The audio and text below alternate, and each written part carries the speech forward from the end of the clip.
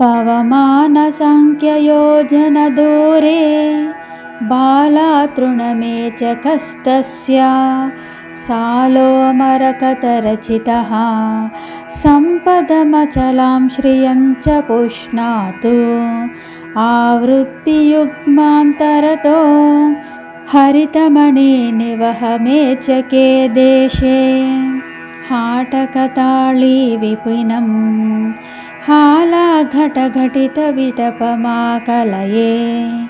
तत्रैव मन्त्रिणि गृहा परिणाहं तरलकेतनं सदनं मरकतसौधमनोज्ञं दद्याधायोंषि दण्डनाधायाः सदने तत्र हरिण्मणि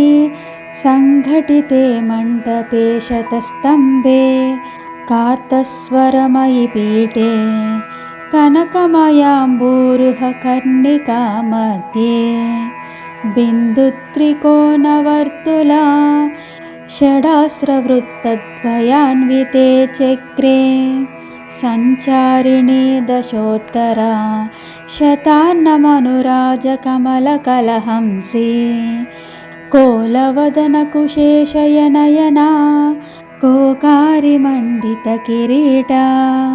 सन्तापकाञ्चनाभा सन्ध्यारुणचेलसंवृतनितम्बा हलमुसलशङ्खचक्रां कोशापाशाभयवरस्फुरितहस्ता कूलङ्कषानुकम्पा कुङ्कुमजम्बालितस्तनभोगा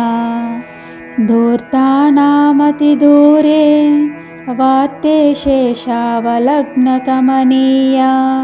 आर्ताळि शुभदात्री वार्ताळि भवतु वाञ्छितार्थाय तस्यः परिणतो देवीः स्वप्नेषून्मत्तभैरविमुख्याः प्रणमत जृम्भिनाद्या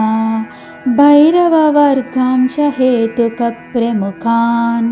पूर्वोक्तसंख्ययोजनदूरे पुष्पांशुपाटलस्तस्य विद्रावयतु मदार्तिं विद्रुमसालो विशङ्कटद्वारः।